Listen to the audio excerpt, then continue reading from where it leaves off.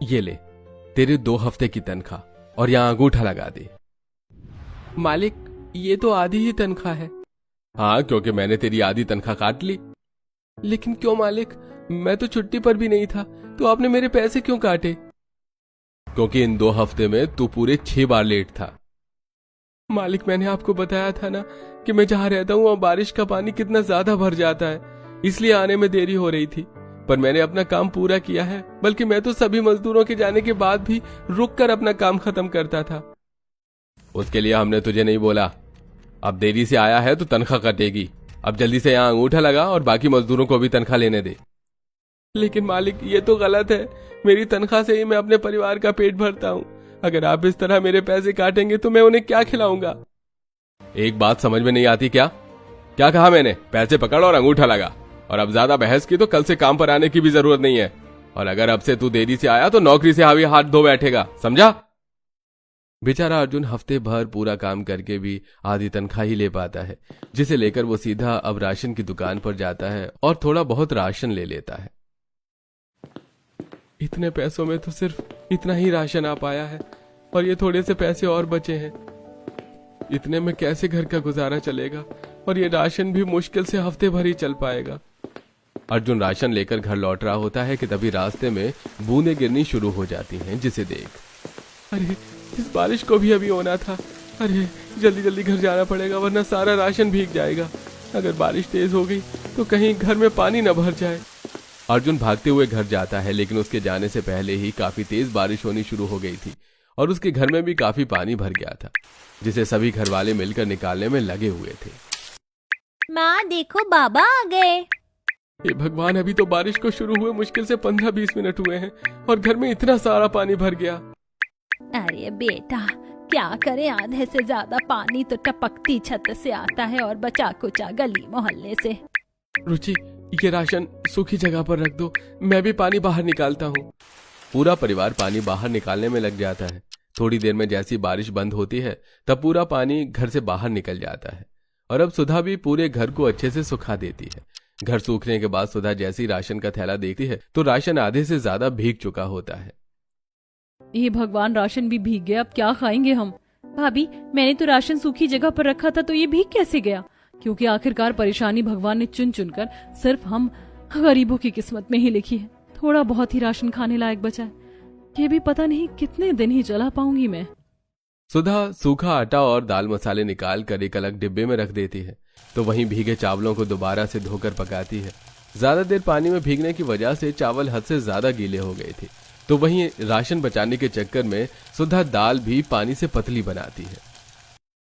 दिन रात मेहनत करता हूँ कि अपने परिवार को 2 वक्त का अच्छा खाना खिला पाऊं, लेकिन इतनी मेहनत करने के बावजूद भी नसीब में यही खाने को आता है। भैया, अब आप परेशान मत हो, मैं भी आजकल काम देख रही हूँ, जल्दी काम मिल जाएगा। ये बारिश हम गरीबों के लिए सिर्फ मुसीबत तो दर्द लाता है।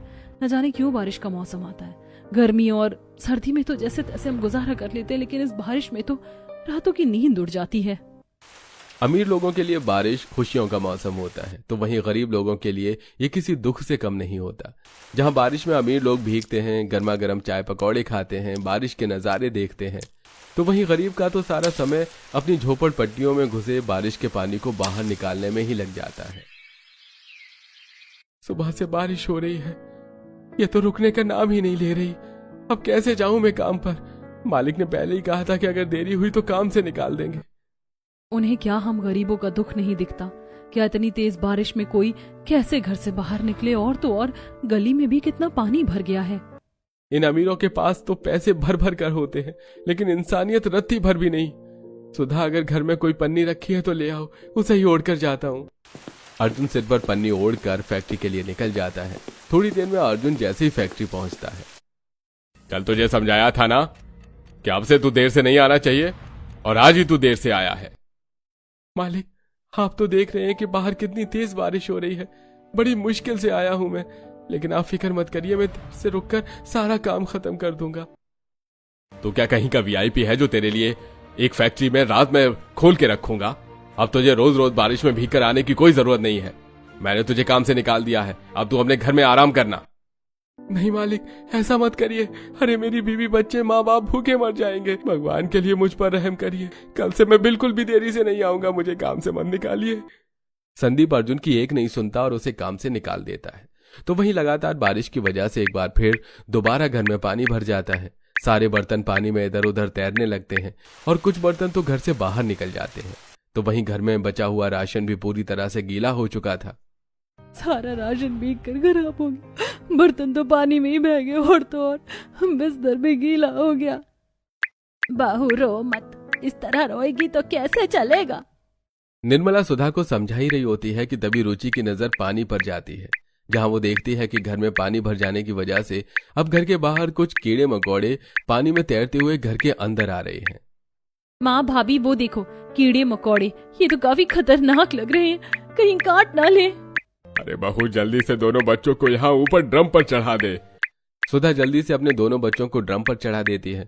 तो वहीं घर के बाकी लोग भी खाट और संदूक पर चढ़कर बैठ जाते हैं। कुछ देर बाद जब बारिश रुकती है तो धीरे धीरे पानी कम होने लगता है। तो वहीं रुचि और सुधा बाहर गरीब मोहल्ले से अपने बर्तन ढूंढ कर लाते हैं। तो वहीं अखिलेश और निर्मला घर को सुखाने में लगे होते हैं। रोज रोज घंटों तक बारिश के पानी में रहने की वजह से सुधा के दोनों बच्चों की तबीयत काफी खराब हो जाती है। माँ जी देखिए ना, बच्चों का बदन कितनी तेज तप रहा है। आपके पास कुछ पैसे हैं क्या, जो मैं मेडिकल से दवाई ले आऊंगी? जेब में सिर्फ 60 रुपए पड़े हैं। इनके अलावा मेरे पास एक भी फूटी कौड़ी नहीं है। भैया मेरे पास 50 रुपए हैं। वो उस दिन पड़ोस वाली काकी के घर जाकर गेहूं साफ करवाए थे ना, तो उन्होंने दिए थे। अब मुझे पैसे दे दीजिए, मैं मेडिकल से जाकर बच्चों को दवाई ले आती हूँ। रुचि पास के मेडिकल पर जाकर दोनों बच्चों की दवाई लेती है, लेकिन पैसों की कमी के चलते मेडिकल वाला दवाई देने से मना कर देता है। मैडम, जब दवाई के 150 रुपए हुए हैं तो मैं आपको 110 में कैसे दे दूं? आप जाइए यहाँ से, मेरा समय बर्बाद मत करिए। भाई साहब भगवान के लिए रहम करिए, ये दवाई मैं बच्चों के लिए ले जा रही हूँ। मेरे पास इतने ही पैसे हैं, जैसे ही मेरे पास पैसे आएंगे तो मैं आपको दे दूंगी। अगर इसी तरह लोगों पर रहम करता रहा ना तो एक दिन कटोरा लेकर मंदिर के बाहर बैठना पड़ेगा। जाओ यहाँ से, और जब पैसे हो तभी आना। सिर्फ 40 रुपए की कमी की वजह से मेडिकल वाला रुचि को दवाई देने से मना कर देता है। सही कहा है किसी ने, ये कलयुग है। यहाँ कोई किसी का सगा नहीं, सब पैसे के भूखे हैं। अपने बच्चों की तबीयत खराब के चलते अब सुधा घर में ही काढ़ा बनाती है और अपने बच्चों को पिलाती है। तो वहीं निर्मला रात भर दोनों बच्चों के हाथ पैरों की मालिश करती है, जिससे सुबह तक उनकी तबीयत में थोड़ा सुधार आता है। रोज रोज की बारिश की वजह से बाहर कपड़े सुखाना भी दुश्वार हो गया था। गीले कपड़ों की गंदी बदबू की वजह से घर में सभी काफी परेशान थे। अरे, जब बाहर बारिश हो रही है तो क्यों कपड़े धो रहे हो तुम लोग? इन गीले कपड़ों की बदबू की वजह से मैं तो ठीक से सो भी नहीं पा रहा हूँ। इसमें हमारी क्या गलती है? सुबह मौसम साफ था इसलिए तो हमने कपड़े धोए थे। हमें क्या पता था कि शाम होते होते मौसम इतना खराब हो जाएगा। राशन की कमी और पैसों के न होने की वजह से कभी इस परिवार को इस रोज रोज बारिश के साथ भूखा सोना पड़ता, तो कभी गीले चावल या बासी रोटी खाकर गुजारा करना पड़ता। भगवान भी कैसे कैसे दुख दिखाता है ना जी। अमीर लोग जो खाने का अनादर करते हैं, हर रोज खाने की कितनी बर्बादी करते हैं, लेकिन फिर भी कभी उनके घर में राशन में कमी नहीं आती। और हम जैसे गरीब लोग जो खाने को पूजते हैं, सम्मान करते हैं, एक दाना भी बर्बाद नहीं होने देते, उनके घर में भगवान कभी राशन देता ही नहीं है। बाहर से पकौड़े की कितनी अच्छी खुशबू आ रही है। मेरा भी पकौड़े खाने का मन कर रहा है माँ। पकौड़े खाए हुए कितने महीने हो गए, मुझे तो याद भी नहीं है कि आपने पकौड़े बनाए कब थे।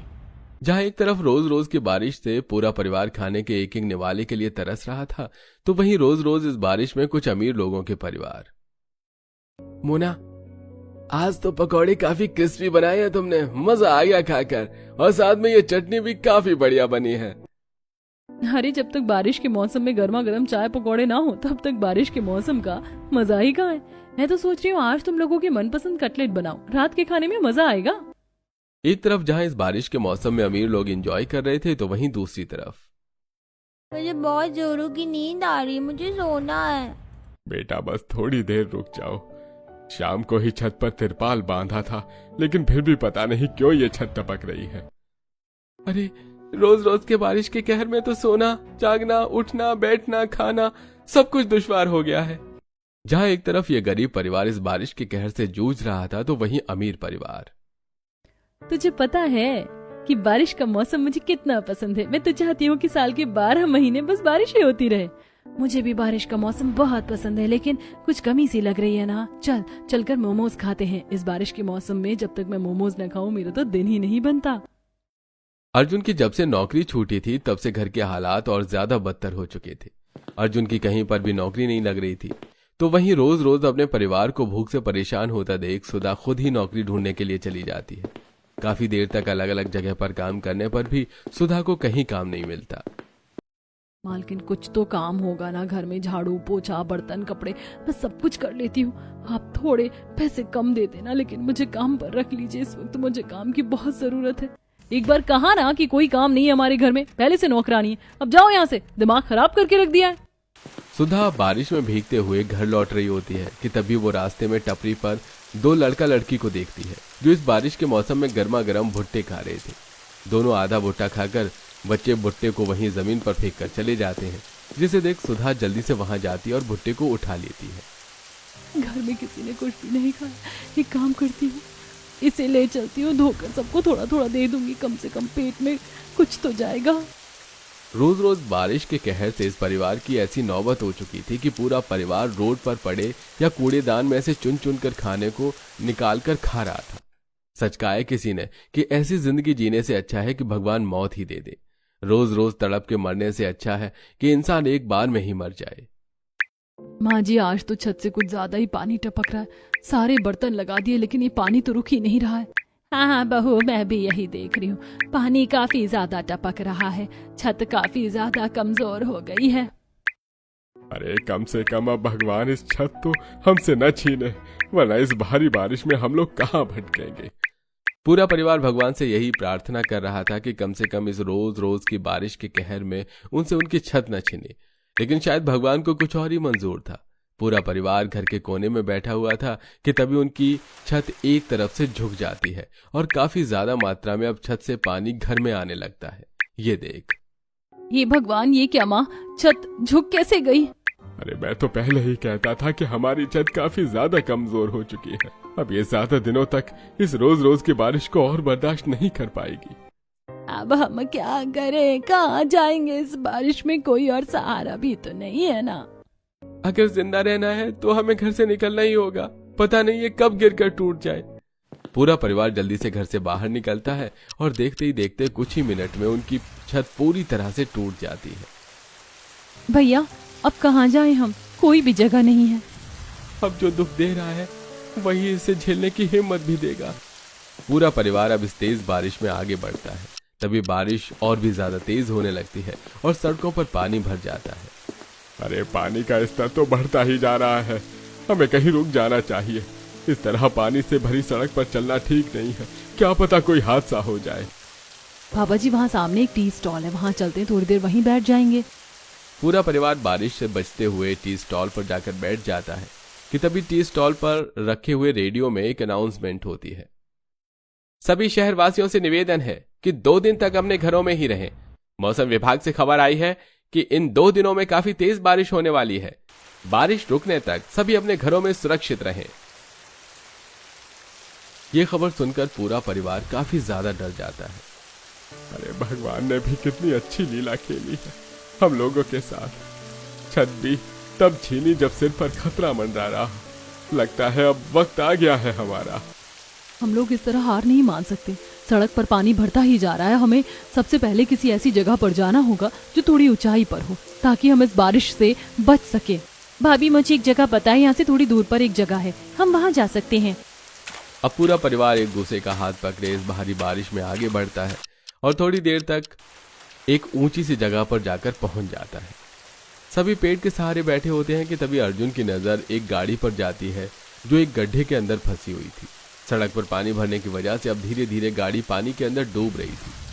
अरे वो देखो, वो गाड़ी डूबी हुई है। कहीं कोई उसके अंदर फंसा तो नहीं है? अगर कोई फंसा होता तो चिल्लाने की आवाज जरूर आती। अरे इतनी तेज बारिश हो रही है और हम सब लोग दूर भी तो हैं। मुझे तो लग रहा है कि उसके अंदर कोई फंसा हुआ है। चलो, हमें चलकर मदद करनी चाहिए। अर्जुन सुधा और अपनी बहन के साथ जल्दी से उस गाड़ी के पास जाता है और शीशे से देखता है कि अंदर एक औरत और आदमी फंसे हुए हैं। आसपास देखने पर अर्जुन को एक पत्थर मिलता है जिससे वो सबसे पहले गाड़ी का शीशा तोड़ते हैं और जल्दी से उन दोनों पति पत्नी को बाहर निकालते हैं। आप लोगों का बहुत बहुत शुक्रिया हमें बचाने के लिए। मौसम इतना ज्यादा खराब है तो आप लोग घर से बाहर क्यों निकले? आप लोगों ने न्यूज़ नहीं देखी थी क्या? हम तो एक पार्टी के लिए गए थे, लेकिन घर लौटते समय हमने न्यूज़ सुनी। शॉर्टकट लेने के चक्कर में हम इस गड्ढे वाले रोड पर आ गए और हमारी गाड़ी गड्ढे में जा फंसी। हमें नहीं पता था ये गड्ढा इतना गहरा है। अगर आप लोग नहीं आते तो शायद आज हमारा आखिरी दिन होता। लेकिन इतनी भारी बारिश में आप लोग यहाँ इस तरह क्या करें? आपको भी घर जाना चाहिए। अनीता के पूछने पर सुधा उनको बताती है क्या उनका कोई घर नहीं है, किस तरह इस रोज रोज की बारिश के कहर में उनका घर उनसे छिन गया। ये जानकर अनीता और सुभाष को काफी बुरा लगता है। भगवान भी सारे दुख सिर्फ गरीबों पर ही ढाता है। आप लोगों ने हमारी जान बचाई है, इस तरह हम आपको इस बारिश में अकेला नहीं छोड़ सकते। आप लोग हमारे साथ चलिए, हमारा घर यहाँ से ज्यादा दूर नहीं है। हाँ, ये सही कह रहे हैं। इस तरह बारिश में बाहर रहने से अच्छा है कि आप लोग हमारे साथ चलिए। लेकिन आप लोग इस तरह हम अनजान लोगों को अपने घर ले जा रहे हैं। किसने कहा कि आप लोग अनजान हैं? इस कलयुग के समय में आप लोगों ने अपनी परवाह ना करते हुए हमारी जान बचाई। अब हमारा भी आप लोगों के लिए कुछ फर्ज बनता है।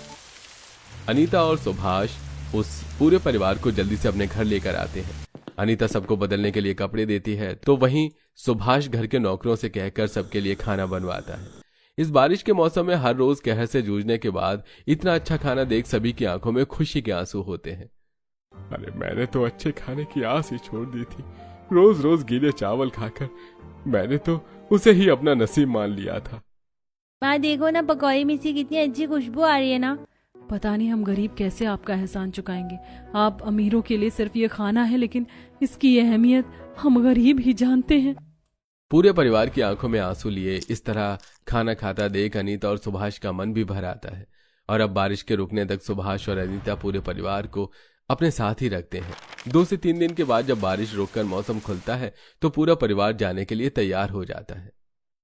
आप लोगों ने हमें अपने घर में रखा खाना दिया, सोने के लिए बिस्तर दिया, उसका बहुत बहुत शुक्रिया।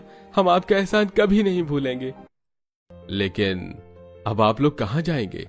पता नहीं, कहीं छोटी मोटी मजदूरी का काम ढूंढ लेंगे। कम से कम 2 वक्त की रोटी का गुजारा तो हो ही जाएगा। आप लोगों को इस तरह रहने की कोई जरूरत नहीं है। हमारी कपड़ों की और बच्चों के खेल खिलौने की फैक्ट्री है। हम लोग चाहते हैं कि आप लोग वहाँ पर काम करिए। हम आपको अच्छी तनख्वाह देंगे। और मेरी नजर में एक डीलर है जो काफी कम किराए में अच्छे घर दिलवाता है। मैं आपको एक घर भी दिलवा दूंगा। आप लोग वहाँ पर आराम से रहिएगा। और वहाँ का इलाका भी काफी अच्छा है। ना ही कभी छत टपकेगी और ना ही गली मोहल्ले में पानी भरेगा। और मेहनत करके तो आप लोग अपना पेट भर ही लेंगे। हम लोग कैसे आपका एहसान चुकाएं? हमें तो समझ ही नहीं आ रहा। हमारी जिंदगी में तो आप इंसानों के रूप में भगवान बनकर आए हैं। इंसान ही इंसान के काम आता है। अगर सभी इंसानों के अंदर से इंसानियत खत्म हो गई तो फिर तो ये दुनिया चल ही नहीं सकती। सुधा, अर्जुन और रुचि अनीता सुभाष की फैक्ट्री में काम करते हैं, जो उन्हें काफी अच्छी तनख्वाह मिलती है और वो लोग आराम से अपना गुजारा कर पाते हैं। और अब ना ही कभी उस गरीब परिवार की छत टपकती है और ना ही उन्हें कभी गीला खाना नसीब होता है। भले ये कलयुग का दौर हो, लेकिन कहीं ना कहीं इस कलयुग के दौर में भी अनीता और सुभाष जैसे अच्छे इंसान से किसी न किसी मोड़ पर हमारी मुलाकात हो ही जाती है, जो पैसों के लिए नहीं बल्कि प्यार के लिए जीते हैं और जिनके अंदर जरा भी लालच नहीं होता।